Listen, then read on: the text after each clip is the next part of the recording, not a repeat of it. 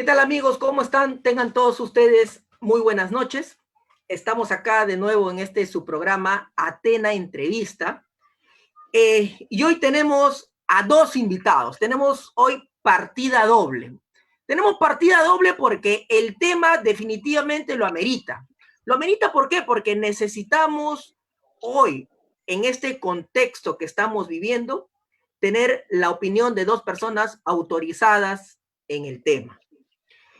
Como ustedes saben, todos, ya sea de manera directa o indirecta, somos pasibles de conocer a alguien que tiene un contrato de arrendamiento, o de repente nosotros mismos podemos estar sumergidos en un contrato de arrendamiento, podemos ser ya sea arrendadores, ya sea arrendatarios, o podemos, si ustedes gustan el término, podemos ser propietarios, podemos ser inquilinos, podemos estar siendo unas personas encargadas de cobrar la renta, podemos asesorar a una empresa, tantos supuestos. De repente muchos de ustedes de repente quieren investigar el tema de arrendamiento, quiere hacer su tesis en el tema de arrendamiento, y hoy en esta situación en la que nos encontramos de pandemia, el arrendamiento es uno de los temas. Yo no sé si más dolores de cabeza le va a dar a los civilistas, yo no sé si va a ser un problema más para la judicatura, yo no sé exactamente qué es lo que efectivamente va a pasar acá, va a ocurrir. Para eso hemos invitado a dos personas, abogados ellos, con mucha experiencia en el tema civil ambos. No va a ser necesario hacer la gran presentación porque ya su solo nombre, su sola presencia ya significa que son personas conocedoras del tema. Entonces, ellos ya se encuentran acá con nosotros, ya los pueden ver ustedes también por la plataforma que ya manejan. Tenemos a dos invitados especiales, al doctor Julio Pozo, tenemos al doctor Emilio Valareso, ambos abogados, especialistas en derecho civil. Por hacer una breve referencia nada más del doctor Julio Pozo, el gerente legal en San Miguel Industrias PET S.A., abogado por la Universidad Nacional Mayor de San Marcos, profesor en materia de derechos reales, tiene un título de posgrado en estrategias de negocios, colaborador permanente de la revista Gaceta Jurídica, Actualidad Civil, LP Pasión por el Derecho y otras plataformas virtuales. El doctor Emilio Valareso Reyes, también abogado especialista en Derecho Civil, catedrático universitario, estudios de posgrado, conferencista también nacional y se desempeña en todo el ambiente académico. Primero voy a saludar a cada uno, voy a tratar de ser un moderador ágil, no voy a tratar de coparles mucho tiempo para que ellos sean los que nos logren ilustrar. Yo soltaré ahí las cosas picantes para que ellos también puedan resolverlo. Comenzaré a saludar a cada uno. Buenas noches, Julio, ¿cómo estás? Un gusto tenerte aquí en Atena Entrevista. ¿Cómo te va? Gracias por la invitación. Un saludo para Emilio también. Y nada, encantado de poder conversar un poco sobre este tema que ya está tomando revuelo, de que el país, por lo menos, hay otros países de la región vecinos que ya incluso lo tienen un tanto más avanzado. Y nada, gracias por la invitación y aquí estamos. Hola Emilio, ¿qué tal? ¿Cómo estás? Muy buenas noches. ¿Qué tal, Ronald? Un placer nuevamente saludarte. Saludos para ti, para Julio, ¿no? Con el cual tengo siempre el gusto de compartir algunas reflexiones sobre estos temas tan de moda, ¿no? Por la coyuntura en la cual estamos viviendo. Y efectivamente, en los últimos 15 días, 20 días, hemos visto que tanto la judicatura como el tema de los civilistas se han pronunciado de diversas tendientes, ¿no? Unos más radicales, otros más conciliadores. Y efectivamente es un tema bastante interesante, ¿no? No pelear, pero sí polemizar y efectivamente encontrar una salida acorde con la realidad que estamos viviendo, ¿no? Efectivamente, el debate jurídico ha sido lo que ha hecho que el derecho se enriquezca cada vez más. Desde tiempos remotos hemos tenido siempre un debate jurídico, un debate académico, y es donde nosotros nos vamos a manejar. No en un debate de repente político, no en un debate para las tribunas, sino en un debate para lo que nosotros hemos sido formados. Y en ese contexto yo voy a hacer una premisa. Primero le voy a dar el pase a Julio y sobre la misma reflexión, Emilio, podemos discrepar, podemos estar en situaciones de repente en trincheras diferentes. Lo primero que yo quiero es partir del marco constitucional. Nosotros tenemos una constitución que nos regula de manera principal y todas las normas se inspiran en la constitución. yo quiero soltar la pregunta en genérico. Julio, ¿la Constitución a quién protege? ¿Al propietario? ¿Al inquilino? ¿A quién la Constitución le va a dar mayor peso? ¿Tú qué crees? Primero como reflexión, no todavía como adelanto de opinión, como reflexión, porque vamos a tocar el contrato de arrendamiento y su implicancia post cuarentena, pero ¿qué reflexión nos merece desde tu óptica, Julio? Porque, a ver, la Constitución se mantiene vigente, salvo en los derechos de tránsito, inviolabilidad de domicilio y todos aquellos que el estado de emergencia han puesto a un lado por el momento debido a esta pandemia, pero respecto de todos los demás derechos que se consagran en ella, está vigente. Reflexión número uno. La Constitución como tal creo que no protege ni al arrendador ni al arrendatario, poniéndolos a uno como contrapartes. Lo que protege, y es el meollo del asunto, es el acuerdo al que ambos arriban y la naturaleza privada que tiene este acuerdo, esa esfera en donde los privados podemos desenvolvernos y pactar libremente, entre tanto no lo hagamos contra el orden público o las buenas costumbres, lo que consideremos. Más allá de ello, dentro del marco constitucional, no es que en nuestra Constitución exista, a tu pregunta, una prevalencia puntual para alguna de las partes, aterrizándolo puntualmente al arrendamiento.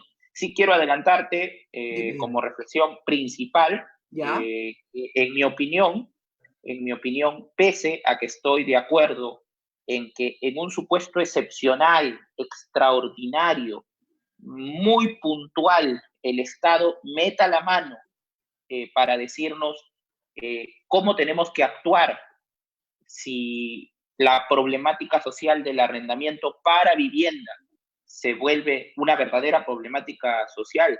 Soy de los que siempre ha creído, siempre ha sostenido que es el arrendador el más descuidado en nuestro ordenamiento. No sé si a nivel de la Constitución, creería que no, porque como el partido, no es que ella haga prevalecer el derecho del arrendatario, es nuestro sistema el que lamentablemente hace que el arrendador sea el desvalido. Y desarrollaré esta idea un tanto más adelante y no se contradice para nada en la posición que te he adelantado.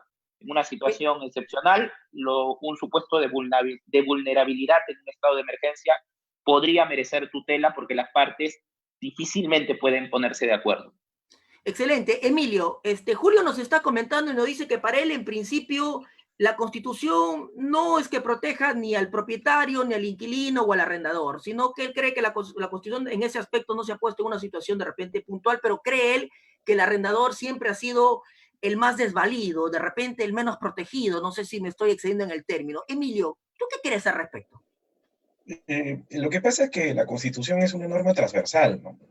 Y efectivamente, por ser una norma genérica, sus preceptos son horizontales, ¿está bien? Desde ese punto. Ahora, la situación es bien particular. ¿Por qué? Yo recurro siempre a la Constitución cuando la norma específica, en este caso una ley ad hoc o el Código Civil, que también en algunos casos cumple un rol remisivo, no me ha llevado a cabo a una solución directa. ¿Está bien? Entonces, yo lo que he visto, y te adelanto también mi opinión, es que hay gente que, como en otros países, ¿no? Ecuador, Colombia han dado una ley ad hoc, ¿no? El Estado ya intervino ya de manera directa, por ejemplo, prohibiendo desocupaciones, desalojos de manera puntual. Acá, de frente se han ido a la Constitución sin esperar previamente las decisiones que el Ejecutivo pueda dar mediante un decreto, ¿no? Para regular de manera ad hoc este tipo de temas, ¿no? Entonces, no hay que ir de frente a la norma general, a la norma remisiva de frente, sino primero debe de primar lo que es el tema de la negociación particular, ¿no? Y eso lo vamos a ver plasmado, Ronald, Julio, de que lo que se dice en los antecedentes, ¿no? Siempre perjudicaba ha sido el arrendador. Eso es la tendencia, la idea que se ha tenido con los respaldos de los fallos que lamentablemente, ¿no? Aplicando algunos criterios un poco bastante cuestionables, se ha venido presentando, ¿no? A nivel de las diferentes a nivel de las diferentes instancias, ¿no? Donde no ha habido muchas veces uniformidad en la solución que se ha dado, ¿no? Entonces, ¿qué es lo que yo planteo? Está bien, la Constitución es una norma transversal, pero a ella se debe recurrir como última ratio, no partir inmediatamente a buscar una solución dentro de ella, ¿no? Creo que ahí se nota clarísimo la capacidad de reflexión que tiene el juez, el operador jurídico, el abogado, ¿no? Para tratar de tener efectivamente una solución particular a ese tema. Excelente. Y en base de lo que acaban de comentar ambos, yo quiero sacar a colación el artículo 62 de la Constitución. Se lo voy a leer a ustedes, no porque no conozcan, sino para ilustrar más a las personas y podamos tener un contexto todos global y seguir en el debate. En el artículo 62, claramente, creo yo, se puede desprender el tema de la libertad de contratar y la libertad contractual. El artículo 62 dice: la libertad de contratar garantiza que las partes pueden pactar válidamente según las normas vigentes al tiempo del contrato. Hasta ahí creo que no hay ningún problema. Luego dice: los términos contractuales, o sea, lo que se pacta, ¿no es así? Los términos contractuales no pueden ser modificados por leyes u otras disposiciones de cualquier clase. Los conflictos derivados de las relaciones de la relación contractual solo se soluciona en la vía arbitral o en la judicial, según los mecanismos de protección previstos en el contrato o contemplados en la ley. Habiendo hecho esta premisa, habiendo leído lo que dice el artículo 62, yo les pregunto a ustedes para la reflexión. De esta norma debemos entender de que al haberse pactado algo en un contrato de arrendamiento, todavía no estamos entrando en las especificaciones si puede ser una casa de vivienda o un negocio. Primero, el poder ejecutivo o el poder legislativo, dependiendo del tipo de norma que emita, va a tener la barrera de no poder tocar nada, es decir, llámese alguno de los elementos esenciales del contrato que también veremos más adelante, como el precio, como la renta.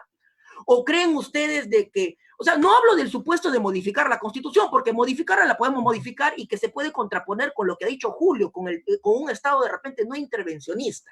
Entonces, pregunto, trato de concluir la pregunta. Este artículo 62 lo que está poniendo es una primera barrera donde diga, y refiriendo a lo que dijo Emilio, que sean las partes las que acuerden, porque yo como Estado no me puedo meter, no puedo hacer nada yo como Estado. Ese se podría ser el razonamiento, Julio, ¿o tú qué opinas? En principio sí puede ser un razonamiento totalmente entendible en un supuesto ordinario. ¿Ya? Yo creo que no estamos en un supuesto ordinario, estamos ¿Ya? en una situación excepcional. Y te comento a propósito de ello algo. La discusión en cuanto al artículo 62 pasa por la segunda oración que has leído, que establece que los términos contractuales, lo que tú y yo hemos pactado, que la renta se pague todos los meses por adelantado, no puede ser modificado por las leyes. Y claro, esta norma que eventualmente se podría emitir en este sentido, directa o indirectamente los modificaría. Directamente podría decir del contrato que Ronald y Julio han firmado como arrendamiento, donde pactaron que la renta se pague por adelantado, no se va a cumplir en este periodo determinado. ¿Ya? Entraron al término contractual. O Así. de manera indirecta, podrían decir, sin entrar a nuestro contrato o a ningún contrato de arrendamiento, los lanzamientos, los lanzamientos entendido como los desahucios, los desalojos, no entran a tu contrato, directamente. Entran a la norma procesal, Julio, a la norma procesal. Esta norma queda en suspenso para los supuestos de demandas de desalojos por faltas de pago en el periodo de cuarentena y 60 días adicionales. A ver, como fuere, en mi opinión, directa o indirectamente, ya entraron a modificar de alguna manera lo que hemos pactado. Tal vez en el segundo ejemplo puedas pasar un poquito desapercibido para los que son sensibles a la modificación. Para los que son sensibles a la santidad que se le debe rendir a esta norma. Yo doy una reflexión, y esto es a propósito de un comentario que he hecho hace poco en redes con un colega penalista, porque el Estado va a buscar entrar a la geolocalización de nuestros celulares para saber dónde están los pacientes con COVID. Y es increíble, porque lo primero que dice este amigo penalista es, oye, espérate, eso es inconstitucional. Están entrando a la reserva de los datos personales. Entonces yo me pregunto, caray, ¿por qué los abogados? A ver, bueno, probablemente es porque somos abogados, pero ¿por qué tenemos que dar como primera respuesta ante un hecho que de verdad va a ayudarnos a todos, creo yo, como premisa, que es inconstitucional? ¿Por qué no podemos creer o pensar un poquito más allá de esa norma constitucional que dice que tengo reserva de datos y mirar que hay otros derechos que en este contexto merecen una protección un poquito mayor? La salud pública. ¿Me dejo entender? Entonces, y le preguntaba a este amigo, y con esto cierro el comentario, oye, hermano, o sea que si para ti no estuviese regulado el estado de emergencia por salud pública, como lo está en la Constitución, en la medida de confinamiento necesaria que hemos tenido que tomar, que en mi opinión es necesaria, tú la calificarías de inconstitucional y no se debió tomar y seguimos en la calle todos, porque en la Constitución no está. En mi opinión, y vuelvo a mi reflexión inicial, buscar soluciones ordinarias, comunes, las de siempre, y pretender aplicarlas a una situación que nadie se iba a imaginar y que nos ha sorprendido por ser extraordinaria, no siempre es lo mejor. No creo que sea necesariamente lo correcto. Espero haberme dejado entender. Interesante reflexión. Emilio, tenemos esta reflexión, tenemos este planteamiento, tenemos el artículo 62 de la Constitución, tenemos por ahí, estamos esbozando algunas posibles respuestas, pero todavía sin entrar al fondo, de que podría hablarse de dos posibilidades donde una norma regulatoria entre a incidir de manera directa, a tocar el 62, u otra de manera indirecta, por donde podría haber un posible camino. ¿Cuál es tu reflexión? ¿El 62 nos está atando de manos? ¿O qué crees tú que está pasando ahí? Mira, Ronald, es sumamente interesante, ¿no? Porque aquí se está tocando un punto ligado a la interpretación. ¿Ya? Y lógicamente el tema va del contexto en el cual se da. Si yo lo aplico una interpretación literal a lo que dice el 62, efectivamente le puedo dar un sentido, una naturaleza, y que dice, ¿saben qué? Se respeta la santidad del contrato, ¿no?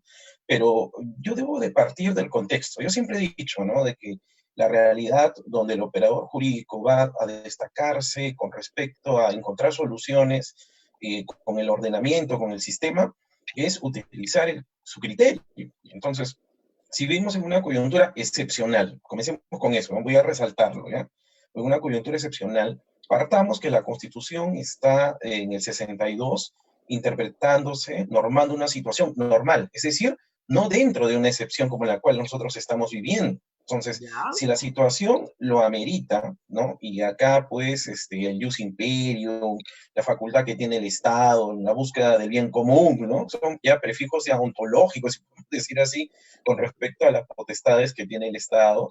Tranquilamente, nosotros lo que podemos ver es que eso no es inmaculado, eso no es inmutable, y que definitivamente la construcción por la búsqueda de lo que es la equidad, mira, no digo igualdad, digo equidad en el tratamiento jurídico para salvaguardar los intereses, ¿no? Tanto del arrendador como el arrendatario. Y creo yo que en este caso, definitivamente el Estado debería, como no lo ha hecho todavía, pero estoy más que seguro que lo va a hacer por la coyuntura en la cual vivimos, podría efectivamente, indirectamente lo ha hecho, ya Julio lo ha señalado, indirectamente lo ha hecho, pero definitivamente llevar una interpretación literal de una situación que se vive normal, que es distinta a la que vivimos, definitivamente el artículo 62 hay que tomarlo con pinzas, ¿no? Con pinzas, ¿por qué? Porque ahí tendría que entrar una situación de ponderación, ¿no? El tema del manejo de los datos personales, la localización que ha planteado Julio. El tema de la información es muy relativa al ser humano, pero el manejo de datos personales con respecto al tema del derecho de salud, ¿cuál es más importante? ¿El derecho de salud o el derecho a la información? ¿El derecho a la vida privada o el derecho a la vida? ¿Me entiendes? Entonces, el tema ¿dónde está? En el criterio de aplicación extensivo que se puede dar a la norma. Lamentablemente lo que encontramos es que, y acá viene, ¿no? Cómo sustentar bien tu posición. Si yo parto de una figura en la cual vivimos en una situación normal, o sea, sin COVID, sin situaciones excepcionales, ¿no? Ahí yo podría literalmente aplicar el 62, pero en esta coyuntura en la cual vivimos, no. O sea, digamos, haciendo una especie de primer resumen, podríamos decir que por el momento no podemos hablar de que nuestra Constitución o proteja al propietario o proteja al arrendatario. Lo que podríamos primero desprender, no se desprende eso literalmente la Constitución. Y segundo, que al estar viviendo en una situación de excepción, el artículo 62, que es el tema de la libertad de contratar y contractual, tiene que tomarse con absoluta reserva, porque no estamos en unas condiciones ordinarias en las que se puso el constituyente de esa época. Creo que esa podría ser la primera reflexión de este primer momento de repente constitucional.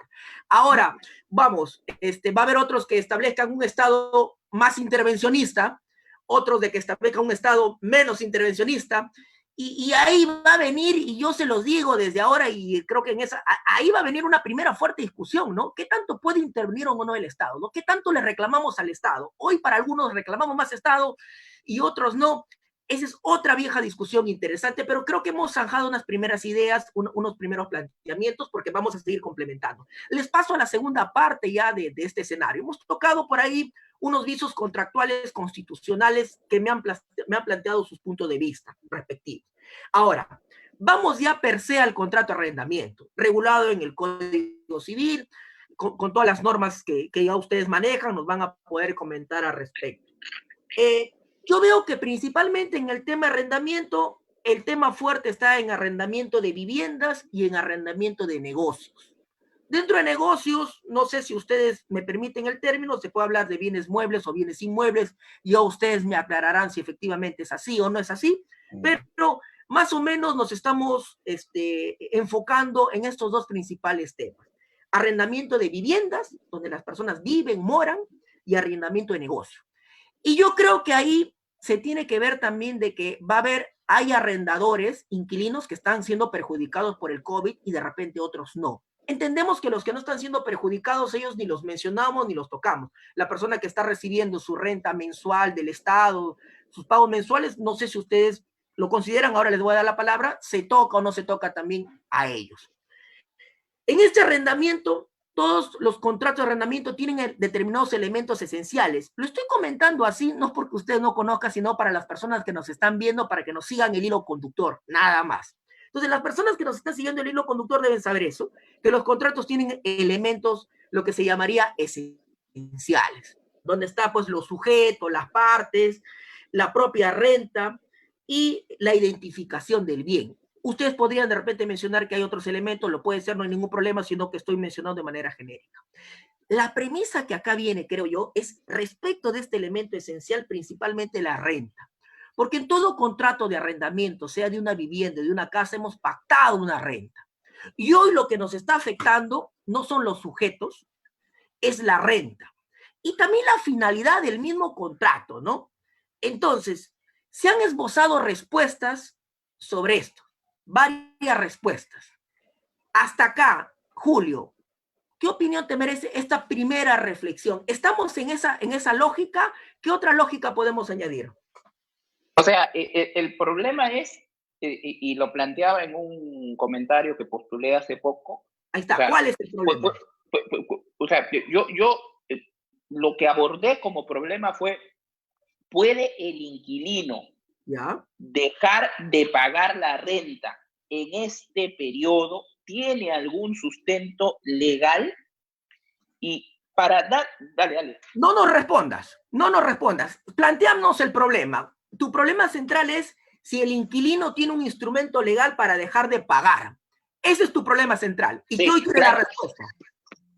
¿A eso le añades otro problema o crees que ahí radica el problema principal de este tema? No, en mi opinión, radica ahí porque he tratado de llevar los hechos a una pregunta jurídica. No soy de los que le impone el derecho a los hechos. Soy de los que busca recoger de los hechos el problema jurídico.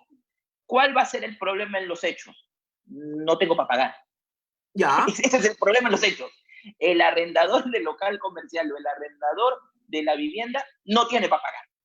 por las razones que fueren en este contexto, pero no tiene para pagar. Y ese hecho, en mi opinión, llevado a una pregunta jurídica, porque soy abogado, es mi profesión, es, ¿tiene algún instrumento legal el arrendatario para no pagar y no verse perjudicado? Esto es, no tener consecuencias en el futuro. Para dar la respuesta, yo parto de manera genérica a separar dos supuestos que tú los has esbozado muy bien. Excelente. Dale, dale. Perfecto. Ya nos has planteado la pregunta puntual. Emilio, ¿tú crees que es el mismo problema? ¿Es la misma pregunta que nos generamos en esta circunstancia? ¿O le añadirías algo más? No, lógicamente el tema de la naturaleza del bien, inclusive el propio Estado ha normado el tema de lo alquiler vivienda, ¿no? ¿Te acuerdas que sacaron decreto legislativo por formulario, ¿no? Que el propio ministerio, si más no recuerdo, de vivienda y construimiento para lo que es el tema de negocio, ¿sí o no? Ahora, el tema, ¿dónde estaría? Yo simplemente voy a sumar por las preguntas que me han llegado, ¿no? Que planteaban, doctor, pero si ese arrendamiento de ese negocio, de ese local era mi único sustento, ¿podría yo ampararme en el derecho a la vida, al único sustento, a mi calidad de vida, ¿no? De manera puntual, tomando en cuenta que el arrendamiento es para negocio, no es para vivienda. O sea, son dos cosas totalmente distintas, ¿sí o no? Si yo alquilo un local a una empresa, por ejemplo, de juegos, y eso es una merced conductiva de 1.300 soles, y ese es el único ingreso que yo tengo, es muy distinto de que alguien me alquile un cuarto donde hay una pareja de esposos con su pequeño hijo para vivir, ¿sí o no? O sea, la naturaleza es totalmente distinta. Entonces, por ende, ¿qué es lo que sucede? Que en el caso de los negocios, definitivamente el tema está porque los casos han venido y me dicen, ¿sabes qué? Yo quiero que me condones un mes, yo quiero que tú eres mi socio, y si yo estoy bien, yo te pago, ¿no? Pero tampoco esa no es la razón de ser. Definitivamente la coyuntura se presta, yo te digo, Ronald, a que la naturaleza del bien sobre el cual se fijaron las cláusulas va a tener un rol importante para dirimir una salida jurídica. Comencemos con eso, no sé si es uno para vivienda o es otro para alquiler de negocio. Primero, tomando a cotación eso, las salidas jurídicas que nos diga el Código Civil van a quedar en cierta manera muchas veces limitadas, ¿no?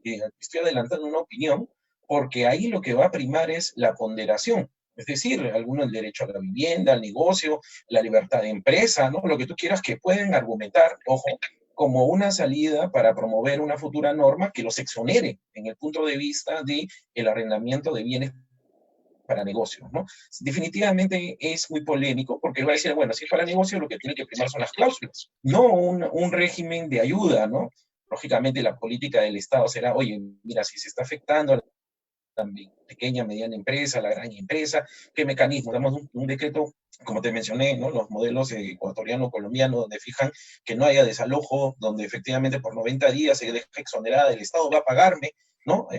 Yo que soy el arrendador es el que va a cubrir lo que no me ha pagado para un bien que está dedicado al negocio, el Estado va a ser el que va a cubrir como un escudo, ¿no? A todos ellos. Entonces, esas son hipótesis que definitivamente siempre sobre la palestra pueden darse. Sí. Julio, hoy creo que todos los inquilinos deben estar con un papel y con un lápiz donde van a anotar, van donde, sí, se cortó, creo, Emilio, ¿está ahí? Creo que tuvo un problema. Sí, estoy. Ah, ya. Sí, sí. Ah, ya, pensé que te había sido. Julio, entonces, No. Julio, hoy, como te decía, todos los inquilinos deben estar con un papel, con un lapicero al costado, porque te has planteado como problema muy interesante, donde dices, ¿existe algún instrumento legal para yo dejar de pagar la renta? Si don Ramón estuviera vivo, definitivamente estaría viendo esta entrevista y anotando cada respuesta que vas a dar. Julio, cuéntanos, ¿existe o no existe algún instrumento legal? Legal, porque ilegal pues va a haber todos los instrumentos ilegales, somos abogados de instrumento legal. Papel y lapicero. Cuéntanos, Julio. Voy a tener que decepcionar a los inquilinos que estén con papel en la mano, porque, y voy a partir en este segmento por hablar de aquellos inquilinos que arriendan para vivir. Yo parto de una premisa. El inquilino que arrienda para vivir ha celebrado un contrato con su arrendador, se ha obligado, como tú bien has mencionado, al pago de una renta como elemento sustancial y hoy más que nunca tal vez, no puede pagar porque de pronto lo despidieron, de pronto no le renovaron, de pronto el ingreso que percibía y le permitía pagar ya no lo tiene. Pero quiero hacer una aclaración. Esa situación, cualquiera de esos ejemplos y el que se te ocurra, pudieron haberse dado con COVID o sin COVID. Con COVID o sin COVID, un inquilino puede no tener para pagar la renta, ¿correcto? Y hago una comparación.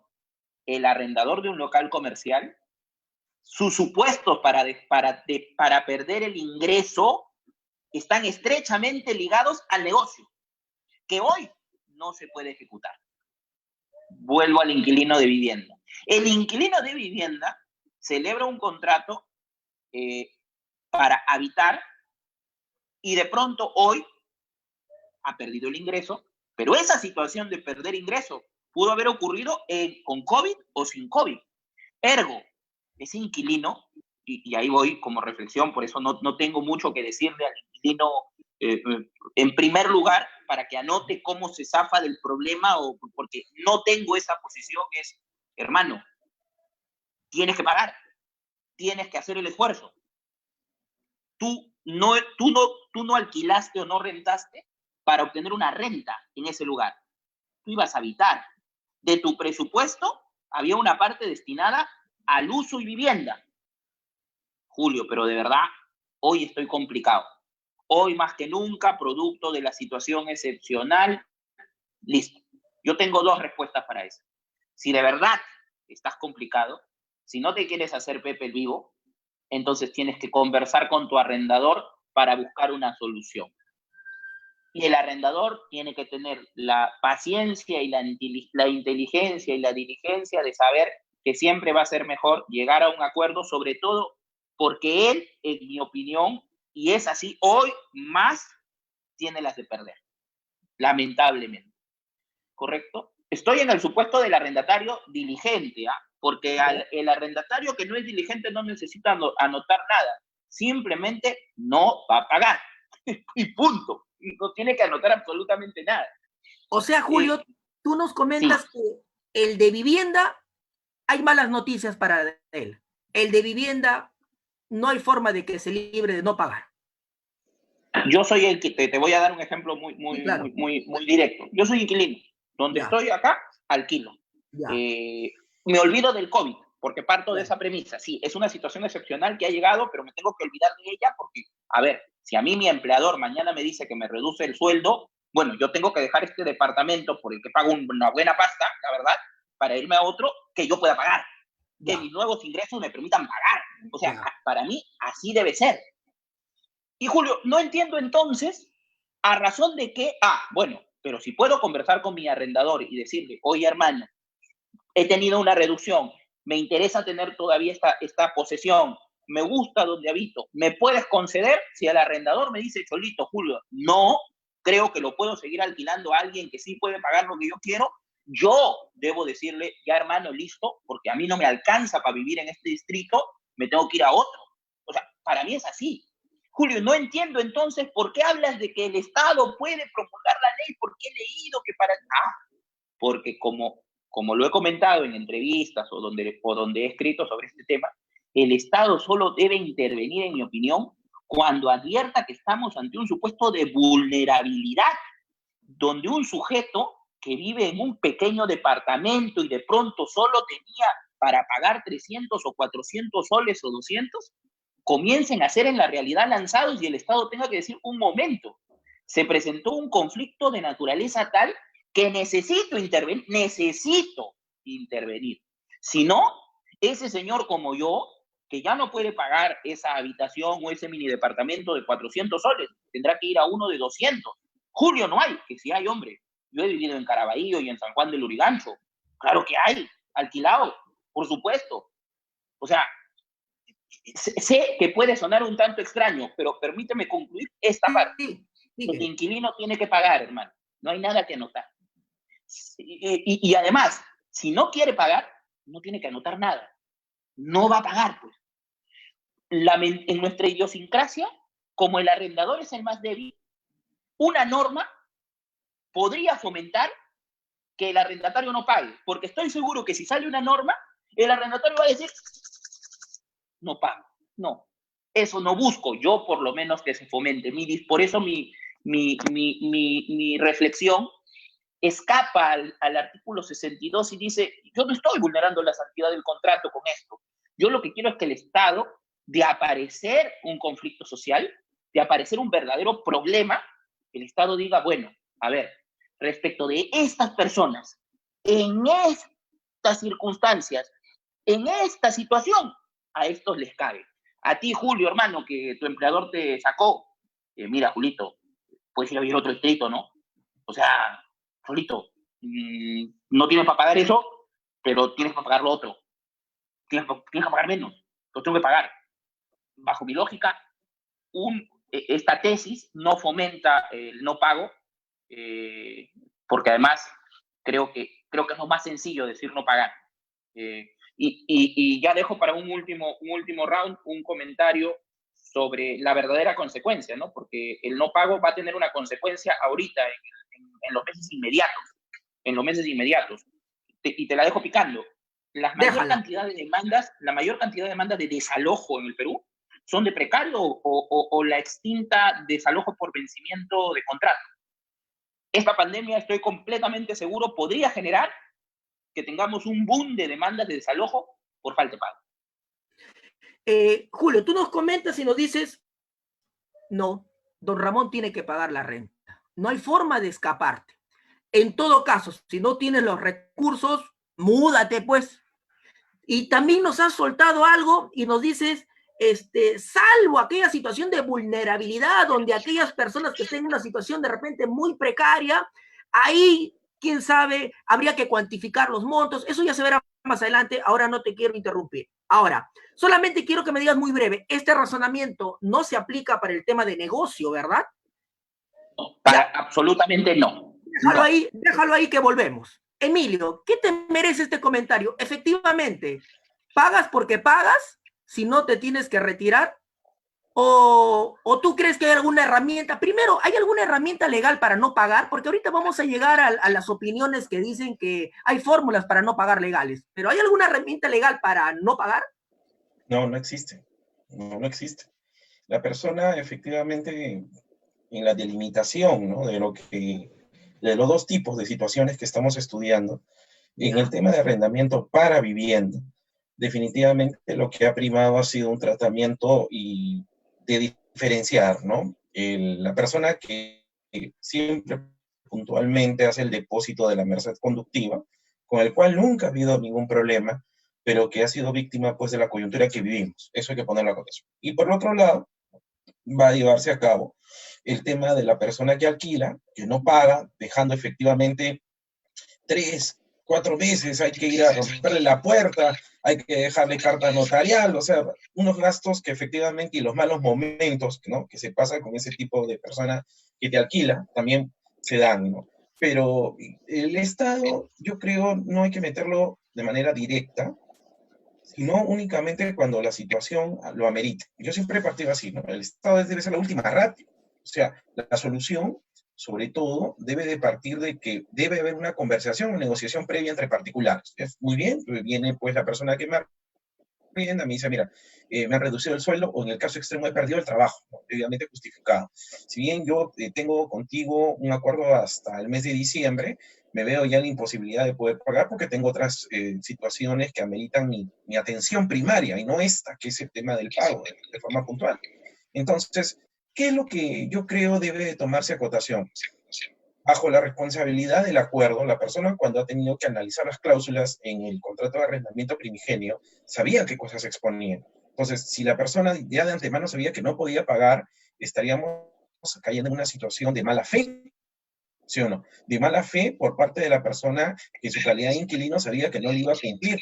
Ahora, la coyuntura de análisis, en este contexto en que vivimos, debe partir de una situación excepcional. ¿Qué significa eso? Que la excepción, como estamos viviendo nosotros, debe de ameritar previamente una negociación, ¿no? Donde efectivamente mucho va a depender de los años de que tienes de inquilino, si te has portado bien con él, ¿no? Muchos factores subjetivos y objetivos, ¿no? Donde mucho está lo que es el cumplimiento de la buena fe, honrar la palabra, ¿no? Situaciones subjetivas que muchas veces no son tomadas en cuenta, dicho sea de paso, ¿no? Eso también quiero dejarlo bien en claro, ¿no? Pero, ¿qué es lo que pasa? Creo yo que hoy no existe una norma que te diga, oye, yo te libero del pago, excepto que haya una condonación, pues sabes que yo ya no, esa casa por todos los años que me la alquilaste, la regalo, ¿no? Pues es una situación ya extrema, aunque no creo que ahorita en la situación en que vivimos se pueda dar, pero efectivamente el tema ¿dónde está? Hay un prefijo muy claro que dice que el contrato es ley entre las partes. Yo me uno a eso, pero efectivamente, si en el tema de la libertad, el tema de la buena fe, en el tema de la transparencia, previamente la persona le cambia 360 grados como ha pasado con un montón de personas naturales jurídicas por la coyuntura, ahí de carácter excepcional debería tocarse la puerta al Estado. Más otra posición, no creo que pueda darse, ¿no? Porque es un tema particular.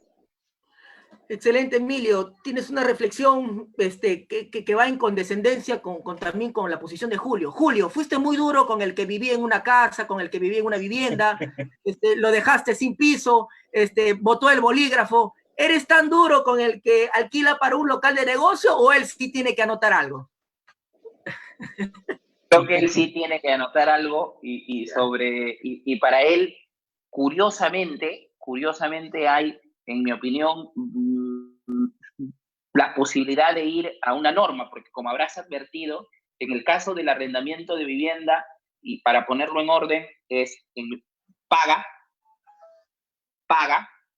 o porque no hay una norma que en estricto, en mi opinión, te favorezca, y por eso de manera residual puede aparecer el Estado. No opino lo mismo en el caso del arrendador de un local comercial, y quiero explicarle a tu audiencia por qué. Porque en el caso del arrendatario de un local, él no lo usa para habitar, él lo usa para obtener una renta. Entonces, hoy no la puede obtener por una situación imprevisible, extraordinaria. Y aunque para él no es imposible pagar, él puede pagar. O sea, es como el arrendador de vivienda, él puede pagar.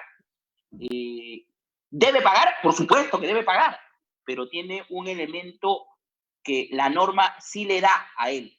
A él le va a resultar, producto de la finalidad de su arrendamiento, eventualmente, si es que lo puede acreditar, excesivamente oneroso pagar. No es imposible para él pagar, en mi opinión. Es difícil. Se le hace complicado. No tiene un ingreso. Y eso le faculta a él eventualmente para alegar, en mi opinión, que tiene una excesiva onerosidad de la prestación eventualmente.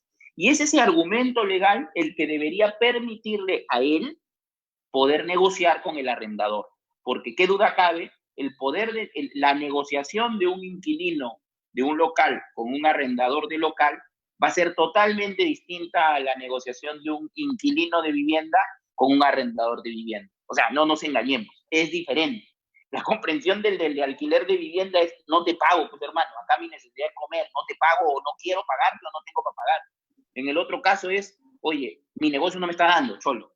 Y mi negocio no me está dando porque aquí lo elegimos para hacer un restaurante. Y la verdad, me tienes que ayudar. Y estoy convencido que el arrendador diligente, con dos dedos de frente, más que diligente, con dos dedos de frente, va a decir: sí, pues, tienes razón, te puedo ayudar, busquemos un acuerdo, te es excesivo, por unos meses, por un tiempo, lo suspendemos, lo reducimos por algunos meses. El arrendador tiene que entender también en ese supuesto, sobre todo en ese supuesto, porque es económico, que si despacha al arrendatario, si le dice al arrendatario: ya, mira, ¿sabes qué? No quiero que me rebasen la renta, te vas. Ronald, esto no es que el 26 Vizcarra va a decir: nos levantamos y todo vuelve a ser lo mismo. O sea, al Perú, que es un país del tercer mundo, que depende de las economías mundiales, le va a ir como les vaya a ellos. Y a ellos se van a levantar, dicen, el 2021, dicen el 2022. O sea, hay que, creo que ver esto con tolerancia, con entendimiento, con comprensión de hasta dónde podemos ceder. Y por eso mi punto de partida es, mientras que en el alquiler de vivienda tienes que pagar, si no tienes que ir a vivir donde puedas pagar, y si de verdad no puedes pagar, residualmente el Estado puede darte la tranquilidad por un tiempo.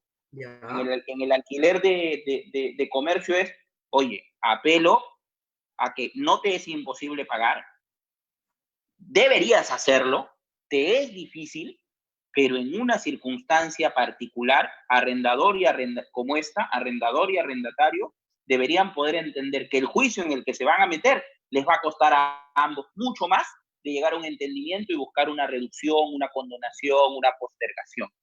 Ahora, sobre el alquiler de vivienda, las opciones han sido varias. Vas a leer y vas a escuchar fuerza mayor, vas a escuchar excesiva onerosidad de la prestación, vas a escuchar imposibilidad del cumplimiento de la Estos prestación. puntos, ahorita vienen esos puntos. Te pido ahí que no soltemos no, y yo lo dejo un poco más para Emilio, que es quien yo dicto reales, y me he metido aquí porque vino la palabra desalojo. Se los dejo más bien a Emilio para que si él considera bien los desarrolle, ¿no? Yo lo que quiero decir finalmente sobre el tema creo que el arrendatario tiene más posibilidades, el arrendatario de un local comercial tiene más herramientas, más allá de estar de acuerdo con una u otra institución, para poder negociar, que es a donde creo se debe llegar. ¿El Estado debe decir que ese inquilino no pague? No, yo creo que no. No. Estaría totalmente contraria a mi posición de la intervención residual, y la intervención residual debe venir para el inquilino que habita, porque ese puede ser lanzado a la calle. ¿El del local comercial va a ser lanzado? No, ese está en su casa. El del local comercial no va a ser lanzado, está en su casa. El local comercial no abre las puertas, no atiende. Es diferente los efectos, es distinto. Quiero seguir contigo, Julio. Dame un minuto nomás, Emilio. Quiero replicarte algo que me están preguntando un poquito en las redes. Julio, pero, o sea, me estás diciendo, estás protegiendo mucho al empresario, al que se dedica a una actividad comercial, y no al que está viviendo, porque el que está viviendo también ha cambiado su situación actual, ha cambiado su situación económica, ya no está trabajando, ya no está produciendo, ya no tiene para el negocio, tampoco tiene para vivir, lo está forzando a irse a vivir en condiciones precarias. ¿Qué opinas sobre esta? Tú me acabas de decir el ejemplo donde el Estado debe actuar. O sea, me acabas de decir el ejemplo. Quien esté comentando esto, te acaba de dar las premisas. Ya. Julio, te has olvidado de aquel que no tiene para comer y ya no tiene, y como no tiene para comer, mucho menos va a tener para pagar su renta. Ahí debe intervenir el Estado. Ahí, a ese señor debe ayudarlo. ¿Y cómo lo ayuda? Lo puede ayudar de dos maneras. O se mete directamente en el contrato y dice, suspendo los efectos del pago de renta, lo que yo creo que técnicamente no es correcto, porque choca ya directamente con el corazón del 62, o un ratito, aquellos, y lo digo en cristiano, porque no soy el que hace la norma, aquellos que solo tienen para comer y ya no tienen para pagar la renta, y que se acredite que no la tienen producto de esta situación y no es viveza, no es criollada, bueno, no van a hacerla, contra ellos no procede el desalojo, lo estoy diciendo en voz alta, contra ellos no procede el desalojo por falta de pago de este periodo de confinamiento y 2 meses más, por darte un ejemplo como se promueve en Ecuador, como lo ha propuesto el Ejecutivo a la Asamblea Nacional, que me parece algo interesante. Julio, ¿pero por qué 2 meses, no 3? Bueno, ya no depende de mí. Yo no soy el que está en estadística, en técnica legislativa y en conocimiento de lo que de manera general se debe regular. Así es que no es que quiera quedar bien, y por ahí Ronald te lo aclaro, no es que quiera quedar bien con unos sino con otros. Lo que estoy diciendo simplemente es, hermano, si ya no tienes para pagar la renta de 1.000 soles, te tienes que ir a una de 600 soles. Eso ocurre con COVID o sin COVID. O sea, sin COVID te despiden y ¿qué vas a hacer? ¿Le vas a pedir a tu arrendatario que te baje la renta? No, pues hermano, coges tus cosas y le dices muchas gracias. Me voy a vivir donde yo pueda pagar, donde yo tenga ingresos para pagar, con COVID o sin COVID. Con COVID, un ratito. Con COVID porque es extraordinario, porque nadie lo previó. Solo tengo para comer, ya no puedo pagar. ¿A dónde me voy a ir? Entonces, que por ese periodo el Estado intervenga y diga, solito.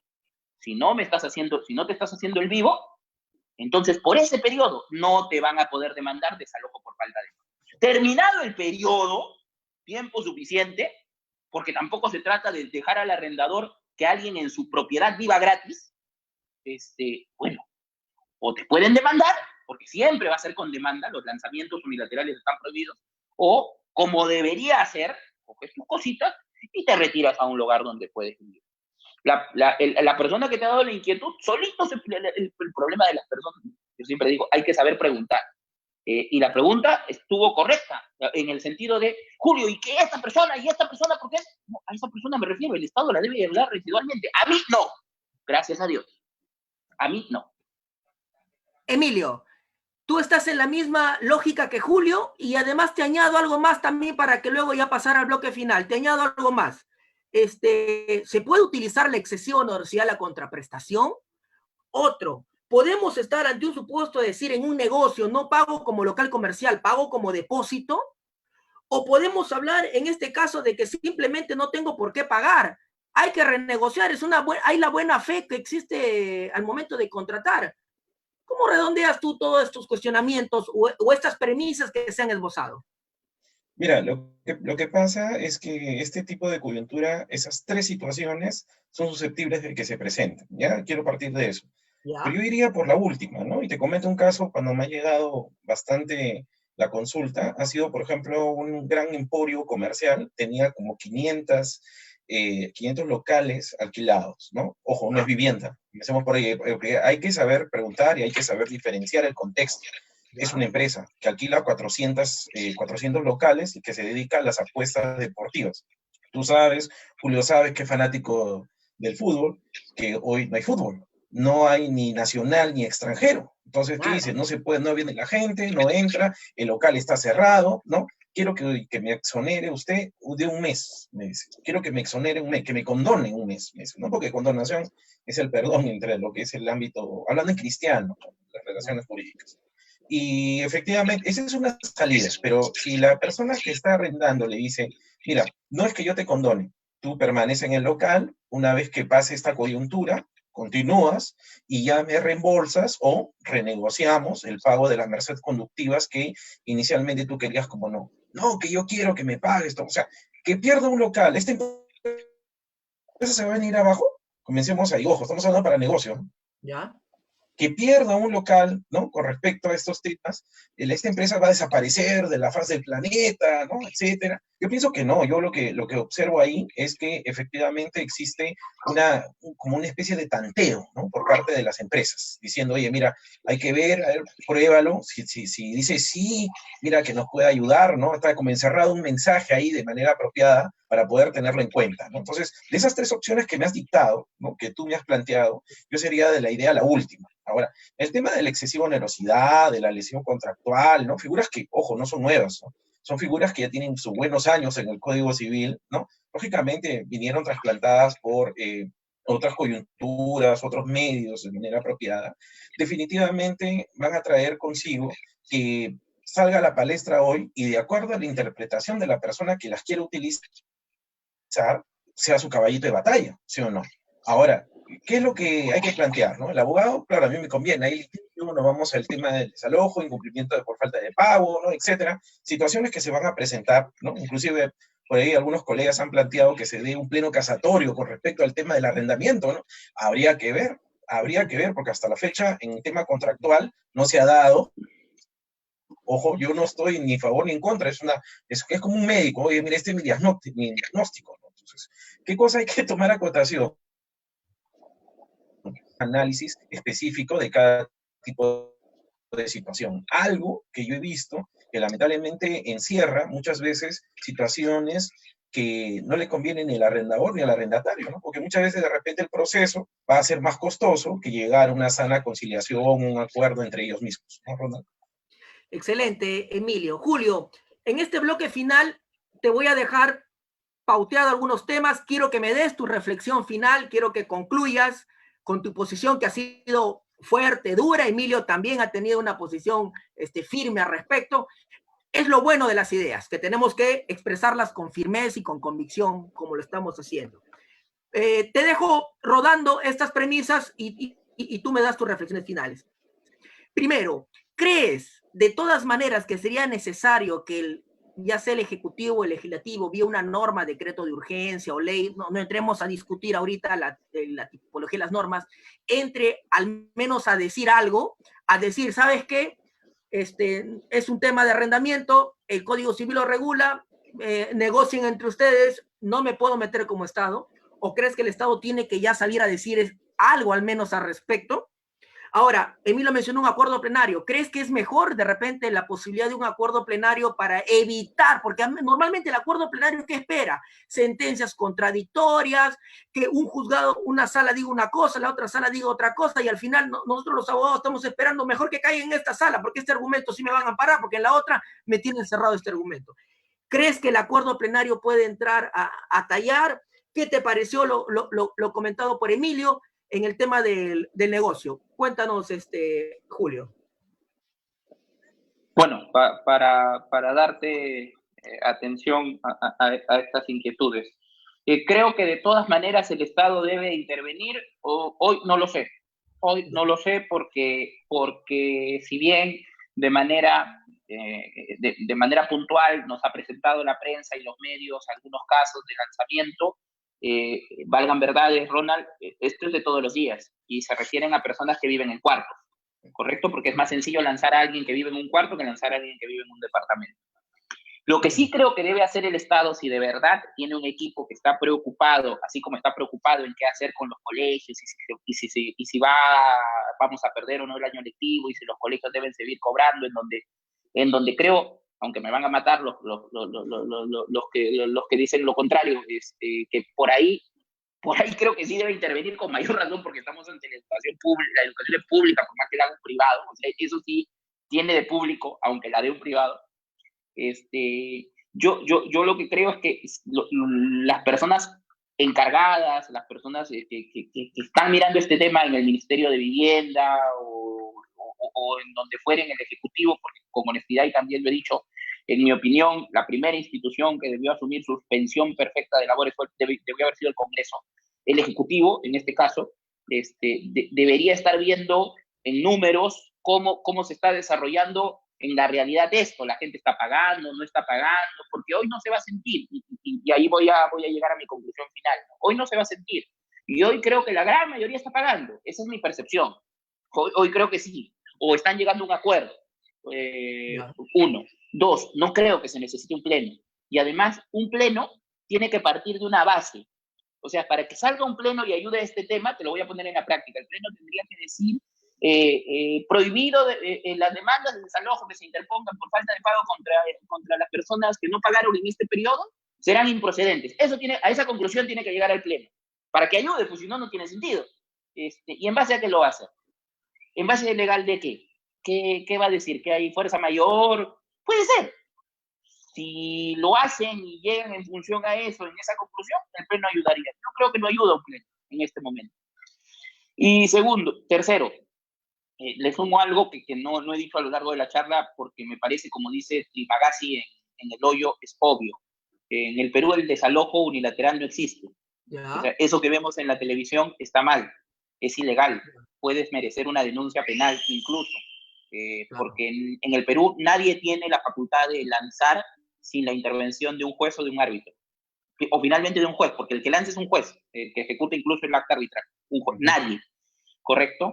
Entonces, lo que yo creo en lo que tenemos que pensar, y aquí voy con mi reflexión final para darle una luz al arrendatario, pero que no se pase de vivo en el caso de la vivienda, es, hermano, no tienes la ley, no tengo la ley, Julio, y tampoco tengo para pagar. Bueno, hermano, lo que te va a tocar hacer es no pagues. No puedes pagar, ¿correcto? Es una obligación que tienes. Tampoco se te tiene por qué exonerar porque estás ocupando y estás viviendo. Y nadie te puede lanzar. O sea, si dejas de pagar hoy, nadie te debería poder lanzar, más allá de los ejemplos que vemos, porque no está permitido. Para que te retires, tienen que empezarte un juicio. Tiene que levantarse la cuarentena o habilitarse el uso de los mecanismos electrónicos para que alguien te pueda demandar previa conciliación extrajudicial y poder recién desalojarte. Y esto que estoy diciendo no es nuevo. es de lo que siempre se aprovecha el arrendatario para quedarse por más tiempo en el inmueble. Así es que hoy probablemente lo que estemos discutiendo y nuestra preocupación no tenga un efecto real, puntual. Lo vamos a ver próximamente, y en algún momento lo dije en esta entrevista, en algunos meses, cuando veamos el aumento de demandas de desalojo por falta de pago. Ojalá que no los veamos, ojalá que podamos levantarnos. Y finalmente, de nuevo, si el Estado considera, porque ya lo estudió, ya lo miró, ya hizo su prospectiva, como la está haciendo para el tema de salud, también para el tema de alquileres, que no es menor, que no es un tema menor. ¿Te imaginas, Ronald, si hiciera correctamente su trabajo el Estado y se imaginara y comenzara a hacer números y dijera, uy, caray, del millón de arrendamientos que están en el Perú, voy a tener en 6 meses demandas de desalojo y a gente así en los juzgados? Oye, o sea, es prospectiva, es un poquito de una mirada, para evitar esos juicios absurdos. Y claro, un pleno, hoy no necesitamos,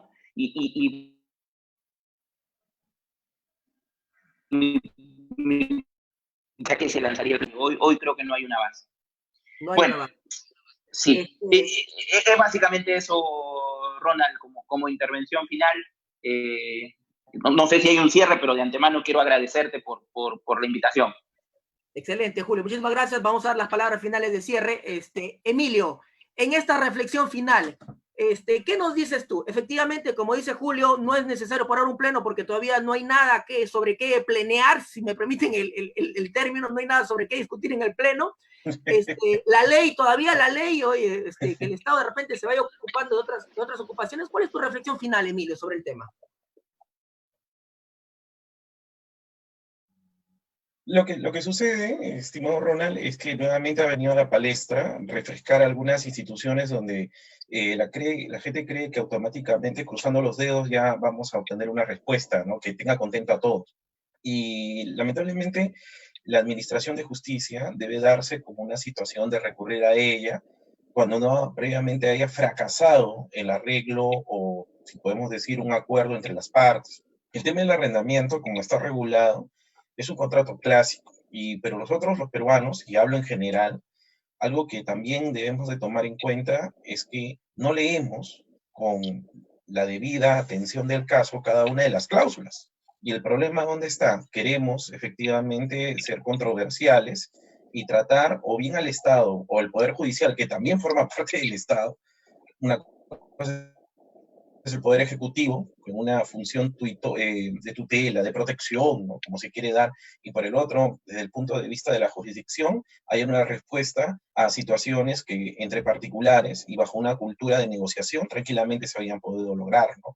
Pero eso no se maneja de la noche a la mañana, eso no es un tema que efectivamente se hace prendiendo un foco o que a alguien se le prendió la luz, ¿no? Sino yo creo que es un tema de cultura social, ¿no? Y lamentablemente vemos que la gente no está preparada, como no lo ha estado, para afrontar este tipo de situaciones, ¿no? Que no solo va a ser una, va a ser un montón de problemas, directos como indirectos, que van a surgir de los mismos. Bueno, efectivamente, agradecerles primero a ambos por su participación. De todas maneras, esto ha sido muy enriquecedor. La discusión, el debate siempre va a generar este tipo de polémicas, de situaciones antagónicas. Agradecerles a cada uno de ustedes, Julio, Emilio, ya son unos amigos de acá de la casa, el Centro Jurídico Atena. Esperamos contar en otra oportunidad con ustedes. Gracias, Julio. Muchas gracias. Un fuerte abrazo a la distancia. Gracias, Emilio, por estar acá con nosotros. A ti, Ronald, un abrazo, siempre a tu disposición. Gracias, nos vemos.